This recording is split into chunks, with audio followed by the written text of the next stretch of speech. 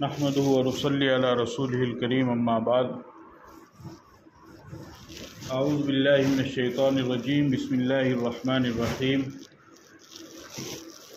لقد من اللہ علی المؤمنین اذ بعث فیہم رسولا من انفسہم یتلو علیہم آیاتک ویعلمہم الکتاب والحکمۃ ویزکیہم انک انت العزیز الحکیم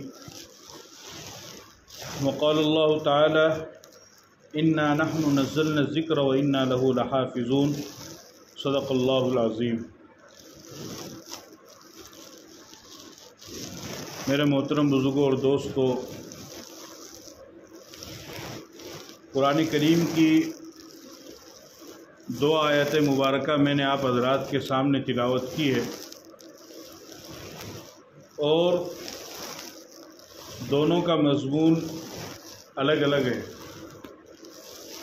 پہلی آیت مبارکہ جو میں نے آپ حضرات کے سامنے تلاوت کی ہے وہ دراصل وقت کے جلیل القدر پیغمبر حضرت ابراہیم علیہ السلام کی ایک دعا ہے۔ اللہ پاک نے حضرت ابراہیم علیہ السلام کا امتحان لیا، ان کی آزمائش کی اور وہ ان تمام امتحانات میں کامیاب ہوئے، تو بطور انعام کے حضرت ابراہیم علیہ السلام نے اللہ سے یہ دعا مانگی، جس دعا کا تلاوت کی شکل میں نے آپ کے حضرات کے سامنے ذکر کیا۔ اور دوسری آیت کا مضمون وہ قرآن کریم کے تعلق سے ہے، جس میں اللہ رب العزت نے قرآن کریم کی حفاظت کا غیبی انتظام بیان فرمایا ہے۔ آپ حضرات اچھی طریقے سے جانتے ہیں کہ یہ مہینہ ربیع الاول کا مہینہ ہے۔ اسلامی سال کے اعتبار سے اس مہینے کو ربیع الاول کا مہینہ کہا جاتا ہے اور یہ اسلامی سال کا چاند کا تیسرا مہینہ ہے۔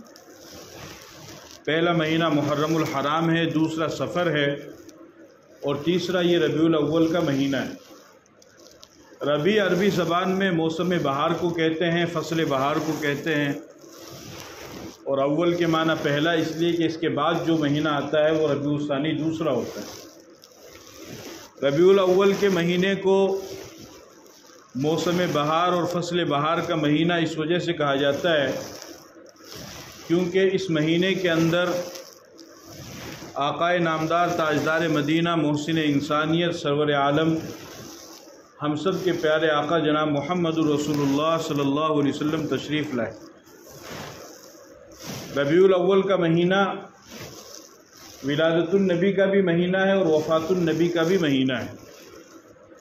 اس ربیع الاول کے مہینے میں ہمارے نبی پاک صلی اللہ علیہ وسلم دنیا میں تشریف بھی لائے اور 63 سال کی زندگی گزار کر کے اسی ربیع الاول کے مہینے میں 12 تاریخ کو آپ دنیا سے تشریف بھی لے گئے۔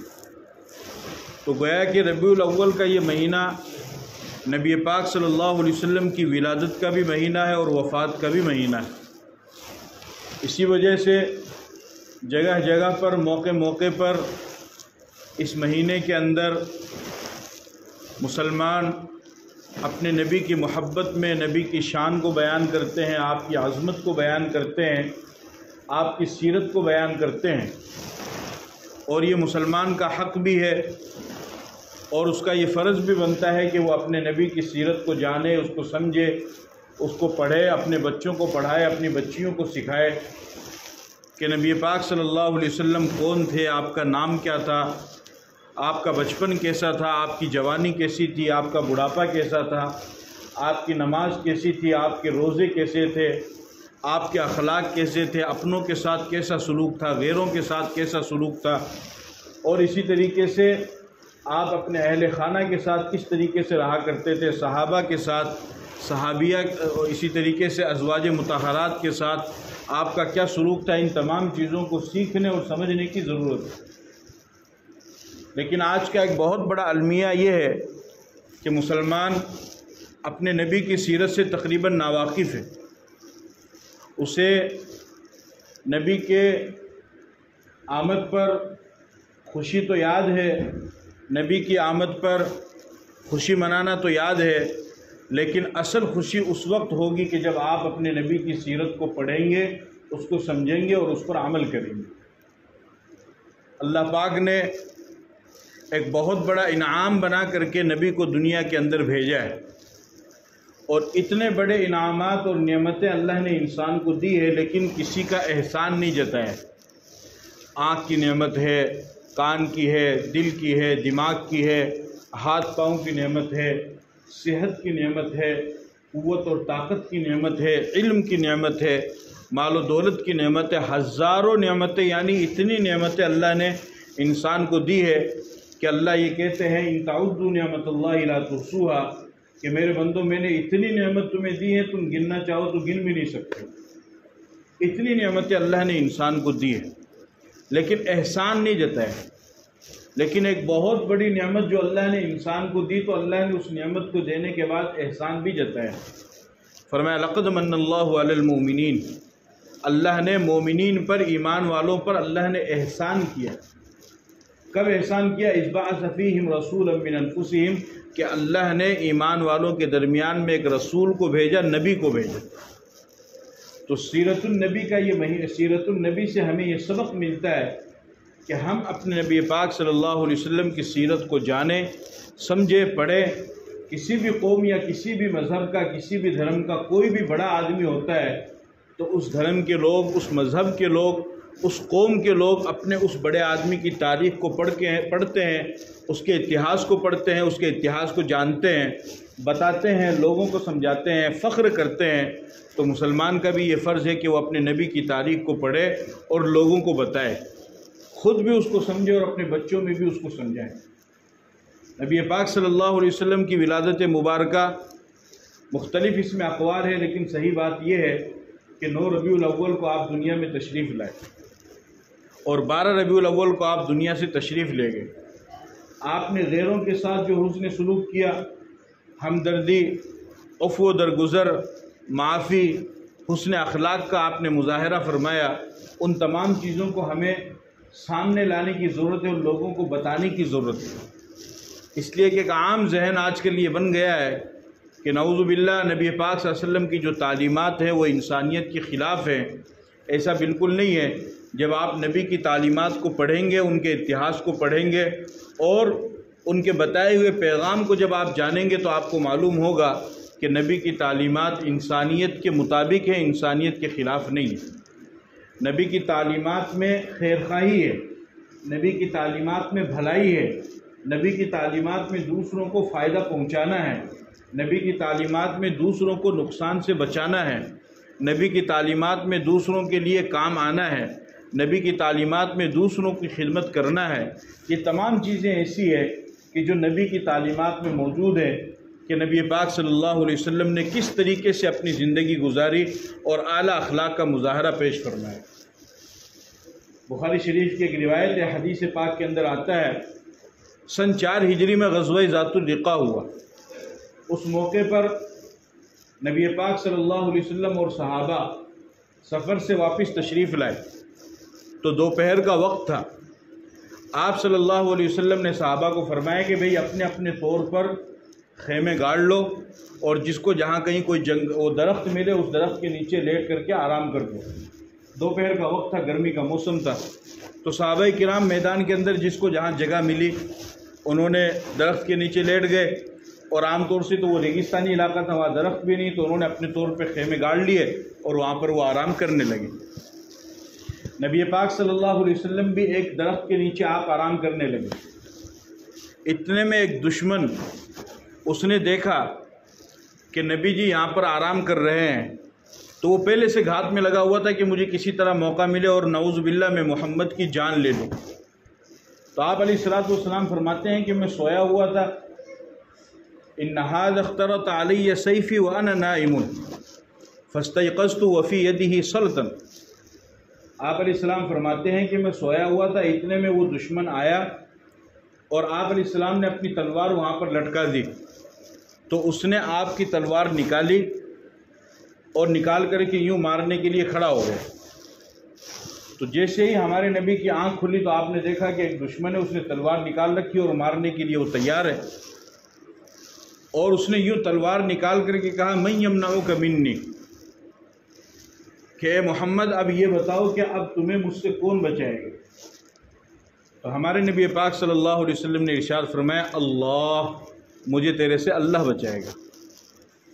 آپ نے 3 مرتبہ یہ بات فرمائی، اللہ اللہ اللہ، کہ مجھے تیرے سے کون بچائے گا؟ اللہ بچائے گا۔ حدیث پاک کے اندر آتا ہے، بخاری کے الفاظ ہے وَلَمْ يُعَاقِبْهُ فَجَلَسَ۔ آپ علیہ الصلوۃ والسلام نے جیسے ہی یہ بات کہی کہ مجھے تیرے سے اللہ بچائے گا، تو اس بات کا اس دشمن کے اوپر اتنا رعب پڑا، اس کے اوپر کپ کپی طاری ہوئی کہ اس کے ہاتھ تھر تھر کانپنے لگے اور وہ تلوار بھی ہاتھ سے گر گئی۔ آپ علیہ الصلوۃ والسلام نے اس تلوار کو اٹھایا اور اٹھا کر کے پھر اس سے کہا کہ اب تو بتا کہ تیرے کو مجھ سے کون بچائے گا؟ تو وہ تو اللہ کو مانتا نہیں تھا۔ اس نے کہا کہ صاحب میں تو بس آپ کے رحم و کرم پہ ہوں، آپ اگر مجھے چھوڑ دیں گے، معاف کر دیں گے تو میں بچ جاؤں گا، نہیں تو ظاہر سی بات ہے میں نے تو آپ پر جان لیوا حملہ کرنے کا ارادہ کیا تھا، آپ کو مارنے کا ارادہ کیا تھا، میری تو طاقت نہیں ہے۔ اب اگر آپ ہی چاہیں گے تو مجھے بچا سکتے ہیں، چھوڑ سکتے ہیں، ورنہ مجھے اور کوئی دوسرا تو بچانے والا ہے نہیں۔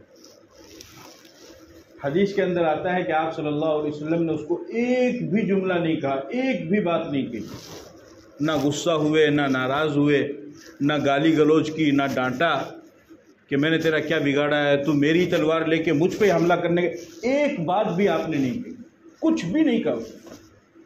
یہ پوچھا کہ بتا کون بچائے گا؟ کہ صاحب آپ ہی بچاؤ گے مجھے، تو اور تو کوئی ہے ہی نہیں۔ اب آپ اندازہ لگائیے کہ جانی دشمن وہ سامنے آیا ہوا ہے، کھڑا ہے، اور وہ ہمارے نبی کو مارنا چاہتا ہے، اور سامنے کھڑا، اور آپ نے دیکھا ہے، کوئی یہ بھی نہیں کہ کوئی جھوٹی خبر ہے، سامنے موجود ہے مجرم اور جان پر حملہ کرنا چاہتا ہے، لیکن ایسے جان لیوا دشمن کو بھی ہمارے نبی نے معاف فرما دیا۔ یہ ہمارے نبی کے اخلاق تھے، یہ ہمارے نبی کی سیرت تھی، یہ ہمارے نبی کا کیریکٹر تھا، اس کو دنیا کے سامنے لانے کی ضرورت ہے۔ پھر اس سے کیا فائدہ ہوا؟ جب آپ علیہ الصلوۃ والسلام نے اس دشمن کو معاف کیا تو اس دشمن پر اتنا اثر پڑا، اتنا اثر پڑا، اس نے کہا کہ یار میں تو ان کو جان سے مارنے کے لیے آیا تھا، اور انہوں نے جانی دشمن کو سامنے دیکھنے کے باوجود بھی معاف کر دیا، تو وہ اتنا متاثر ہوا کہ اس نے کلمہ پڑھا اور مسلمان ہو گئے۔ سمجھ گئے؟ کلمہ پڑھا اور تو اس طریقے سے بھلا آپ بتاؤ کہ دنیا میں کوئی معاف کر سکتا ہے؟ اگر مجھے اور آپ کو خالی مطلب بیرا پڑ جاؤ نا، خالی وہ آدمی تیرے بارے میں بات کر رہا تھا، تو پوری اوپر سے نیچے تک پورے بھی نے کھنگاڑ لیا، تو کیا بات کر رہا ہے، کس سے بات کر رہا ہے، کھڑا بات کر رہا ہے۔ لیکن نبی پاک صلی اللہ علیہ وسلم کے اخلاق دیکھو، آپ کی اعلیٰ ظرفی دیکھو کہ جانی دشمن سامنے کھڑا ہے، آپ نے پھر بھی اس کو معاف کر دیا۔ اب اس سے بڑے اعلیٰ اخلاق کا دنیا میں کون مالک ہو سکتا ہے؟ ایسے ہمارے نبی تھے، اس طریقے سے معاف کرنے والے تھے، قتل کرنے والے نہیں، قتل کرانے والے نہیں، بلکہ لوگوں کو معاف کرنے والے، لوگوں کے ساتھ درگزر کرنے والے۔ پھر ایک موقع پر غزوہ خیبر کے موقع پر آپ علیہ الصلوۃ والسلام کے پاس ایک یہودی عورت آئی۔ اس یہودیہ عورت نے آپ علیہ الصلوۃ والسلام کو بھنی ہوئی بکری دی، بکری کا گوشت بھون کر کے اس نے دیا اور اس میں زہر ملا دیا۔ اس یہودیہ عورت نے کیا کیا؟ زہر ملا دیا۔ آپ علیہ الصلوۃ والسلام نے جیسے ہی لقمہ کھانا چاہا، تھوڑا سا لقمہ آپ کے پیٹ میں گیا، جبرائیل علیہ الصلوۃ والسلام نے اشارہ کر دیا کہ اس میں زہر ملا ہوا، آپ نے چھوڑ دیا۔ لیکن آپ کے ساتھ ایک صحابی اور تھے، ان کو تو پتہ تھا نہیں، انہوں نے وہ لقمہ کھایا، ان کا وہیں پہ انتقال ہو گیا۔ لیکن آپ نے تھوڑا سا وہ لقمہ لیا تھا، اس کا اثر چلا گیا اندر، آپ کو معلوم بھی ہو گیا جبرائیل کے ذریعے، وحی کے ذریعے، کہ اس عورت نے اس کھانے میں زہر ملایا ہے۔ تو آپ علیہ الصلوۃ والسلام نے فرمایا کہ تو نے یہ کیا کیا؟ زہر ملایا؟ تو اس عورت نے اقرار بھی کیا کہ ہاں میں نے اس میں زہر ملایا۔ کیوں ملایا؟ اس لیے ملایا کہ اگر آپ پکے سچے نبی ہیں تو آپ بچ جاؤ گے، آپ کو فرشتہ آ کر کے بتا دے گا، اور اگر جھوٹے ہیں تو آپ بھی سلٹ جاؤ گے اور ہم بھی کامیاب ہو جائیں گے، فتح پا جائیں گے، یہ سسٹم ہی ختم ہو جائے گا سارا۔ تو چونکہ فرشتے نے بتا دیا تو اس کا مطلب یہ ہے کہ آپ پکے سچے نبی ہیں۔ اب آپ دیکھو کہ وہ مجرمہ عورت آنکھوں کے سامنے کھڑی ہے، اور اس کے زہر ملانے کی وجہ سے سامنے جو صحابی موجود، اس کا انتقال بھی ہو گیا ہے، جرم تو ہو گیا نا، بھائی زہر ملا جدی تو مرے نا، اگلا جدی تو انتقال ہوا ہے نا، وہ موجود ہے، اور زہر ملانے والی عورت سامنے، اور ایک صحابی کا انتقال ہو گیا، اور خود بھی पैगंबर के ऊपर उस जहर का असर हुआ और इतना ख़तरनाक असर हुआ कि जब आपकी मौत का वक्त आया तो आपने उस वक्त इरशाद फरमाया था कि मुझे उस यहूदी औरत ने जो जहर दिया था उस जहर का असर मैं अभी भी महसूस कर रहा हूँ। बल्कि बाज़ उलमा तो यहाँ तक फरमाते हैं कि आप उस जहर की वजह से दुनिया से गए हैं, लिहाजा आप शहीद हुए, यहाँ तक की बात है। अब आपके पास मौका था किसी भी तरीके से उसको सज़ा देते, लेकिन आप अलैहिस्सलाम ने उस औरत को कुछ भी नहीं कहा, खामोश हो गए। सहाबी भी ख़त्म हो गया और ख़ुद के ऊपर भी असर हो गया, फिर भी कुछ नहीं कहा आपने। इसका इतना बड़ा असर हुआ, इतना बड़ा असर हुआ कि वो यहूदिया औरत आपके इन अखलाक को देख करके कलमा पढ़ करके मुसलमान हो गई। खैर मैंने इनको जहर दिया, इनका एक साथी मर गया, उसके बावजूद भी हमको कुछ नहीं कह रहे। ये हमारे नबी के अखलाक थे, ये थे हमारे नबी पाक सल्लल्लाहु अलैहि वसल्लम। बोलो अपनी ज़बान से सल्लल्लाहु अलैहि वसल्लम। क्या नाम था हमारे नबी का? ये तो दुरूद शरीफ है, मोहम्मद। क्या नाम था? ऐसा प्यारा नाम है कि जब तक दोनों होंठ नहीं मिलेंगे उस वक्त तक अदा ही नहीं होगा। कोई बोल के दिखा दो बिना होंठ मिलाए, बिना होंठ मिलाए कोई बोलो मोहम्मद भी टाइम ही अदा होगा जब ये दोनों लब मिल लगे, दोनों होंठ मिल लगे। और दोनों होंठ के मिलने का मतलब है मिठास, चाशनी, शीरीनी, प्यार, मोहब्बत। चाय पीते हैं तो होंठ मिलते हैं ना, तो चाय मीठी होती है ना। शुगर आ रख लिए नहीं, दूसरा के लिए शुगर आ रख तो खुद की बीमारी भी, चाय की गलती, समझ गया ना। तो इसी तरीके से हमारे नबी का नाम है, जब मोहम्मद बोलेंगे तो अल्लाह ने इतना प्यारा नाम दिया है कि दोनों होंठ मिल जाएंगे। अल्लाह दुनिया को बताना चाहता है कि मेरे नबी का नाम लोगे तो होंठ मिल जाएंगे, और अगर मेरे नबी के हुक्म पे अमल करोगे तो सारी दुनिया वालों के दिल मिल जाएंगे और अल्लाह भी राज़ी हो जाएगा। तो ये सीरत ये रबीउल अव्वल का महीना है, इसलिए चंद बातें मैंने आपके सामने पेश की है। एक मुसलमान होने की हैसियत से मेरा और आपका हर एक का ये फ़र्ज़ बनता है कि हम अपने नबी की तारीख़ को पढ़ें और लोगों को बताएं, क्योंकि जब फिर नहीं बताओगे तो फिर गलत तरीके से बात जाओगी, समझ गए ना। नेगेटिव और पॉजिटिव, जब पॉजिटिव तरीके से कोई बात नहीं जाओगी तो फिर नेगेटिव तरीके से आओगी, फिर कोई दूसरा बताओगा, अब वो जहाँ बता देगा बस सामने का ज़हन वहाँ बन जाओगा। तो अपना ये फ़र्ज़ है, क्योंकि मरने के बाद कब्र में नबी के बारे में मेरे से और थार से ससा सवाल होगा, कोई बच्चा का कोई नहीं। और मैदान महशर में नबी की सिफारिश से ही आप जन्नत में जाओगे, बाकी भाई अमाल तो की करने, समझ गए ना। कुण कितना पानी वो सन न बेरा, ये तो अल्लाह पाक लिबास से ढक रखा है, बाकी की तन्हाई की जलवत और खलवत वो सब वो सन ने इंसान ने बेरा है। तो जब माना ये सब कुछ करना है और इन मरहले से माना गुजरना है, तो हमारा ये फ़र्ज़ बना कि हम नबी की सीरत को पढ़ें। और दूसरा जो मैंने आपके सामने तिलावत की थी, 2 मिनट बचे हैं, वो थी कुरान करीम की हिफाजत। अल्लाह ने कुरान करीम, ये अल्लाह की पाकीज़ा किताब है, पाकीज़ा कलाम है, इसकी हिफाजत की ज़िम्मेदारी अल्लाह ने ली है। कुरान किसकी किताब है? बोलो भाई, अल्लाह की किताब है। मानते हो नहीं इस बात को? हर मुसलमान मानता है। अब सवाल ये है कि कुरान की हिफाजत क्या होगी? कोई अल्लाह पाक आसमान से आओगे, कोई फरिश्ता ने भेजेगा, कोई जिन्नात आओगा, कोई दूसरी तीसरी मखलूक आओगी, क़यामत तक कुरान की हिफाजत होगी। नबी है गुनी, सहाबा है गुनी, हिफाजत क्या होगी? बोला इनाम से क्यों भी गुनी होगा, फिर क्या हिफाजत होगी? अल्लाह पाक मुसलमान के दिल में कुरान की मोहब्बत डालेंगे, अज़मत को डालेंगे, वो ख़ुद भी पढ़ेगा और अपने बच्चों को भी पढ़ाएगा। इस तरीके से कुरान की हिफाजत होती रहेगी। जब कुरान की इस फजीलत को कोई मुसलमान सुनता है, ख़ास तौर पर बूढ़ा मुसलमान या बुज़ुर्ग मुसलमान, तो उसके दिल में बात आती है कि यार मैं भी कुरान पढ़ता, लेकिन भी का टाइम निकल जाओ वो पढ़ कौन सके। फिर बेचारा वो ये चाहो कि भाई आपकी औलाद ने पढ़ा तो आता ना, मेरा आज की औलाद तो मेरा ही 20-22 साल बाद में, भाई भी नाफरमानी को उतर जाओ। बहुत कम लोग माँ बाप की फरमाबरदार हो, तो वो बिना भी कौन पढ़ा सके। तो जठे दीनी तालीमी इदारे है, जठे तालीम दी जा रही है, कुरान शरीफ बच्चा ने पढ़ाया जा रहा है, तो थे ही फजीलत ना आया हासिल कर सको कि बड़े ज़्यादा से ज़्यादा ताउन करो, जो भी अल्लाह पाक थाने दिया ज़्यादा से ज़्यादा इमदाद करो, एक ज़रिए से थे ही फजीलत ना हासिल कर सको। अगर थारे ताउन से कोई एक बच्चा भी पढ़ करके कामयाब हो गया तो दुनिया में बरकत और आखिरत में मग़फ़िरत के लिए काफ़ी हो जाएगा। हदीस पाक में आता है कि एक हाफिज़ कुरान 10 आदमी को जन्नत में लेके जाएगा। कितना आदमी ने? और वे 10 आदमी कौन से हैं जिन्हें के लिए जहन्नम वाजिब होगी, यानी कोई चांस को नहीं बचने का, फैसला हो गया, डिसीजन आ गया, फैसला आ गया है, लिखा जा चुका है, इन्हें जहन्नम में ले जाओ। वो एक बच्चा खड़ा होगा और वो बिना ने 10 न पकड़ कर आपके साथ जन्नत में ले जाओगा। अगर थारे ताउन से, थारी हेल्प से एक बच्चा भी हाफिज़ कुरान बन गया तो केवरा वही जन्नत में लेकर चल जाओ। इससे बढ़िया सौदा क्या होगा? और आज भी माशाल्लाह बहुत बड़ी तादाद में है कि लोग, मैं खुद यानी पर्सनली तौर पर जानूँ, 2 मिनट में थारा बेसी ले रहा हूँ, मैं पर्सनली तौर पर जानूँ कि जो माशाल्लाह خود تو حافظ کو نہیں بن سکے بیچارے، آپ کے بچے نے بھی کو نہیں بنا سکے، لیکن بے بچہ کا حافظ بننا کا جو مطلب خرچہ ہوا ہے 2 سال میں 3 سال میں 50,000 60,000 جو بھی ہوا ہے، تو میں خود بھی یہیں کا لوگوں نے جانوں کہ بیچارے بے 10 بچہ نہ حافظ قرآن بنا رکھے، اللہ پاک بنا اندھیرا کیا ہے بے حافظ قرآن بنا رہے۔ اب تھے بتاؤ اگر ایک آدمی 10 بچہ نہ حافظ قرآن بناؤ تو کوئی نہ کوئی سا تو لے کے جاؤ گئی۔ میرا جو میسیج میں تھا دے کے جا رہا ہوں پیغام بھی نہ تھے، دل پر لو اور بھی پر زیادہ سے زیادہ عمل کی کوشش کرو۔ اللہ پاک تھا کاروبار میں خیر و برکت دے، تھا نہ خوش رکھے۔ وآخر دعوانا الحمدللہ رب العالمین۔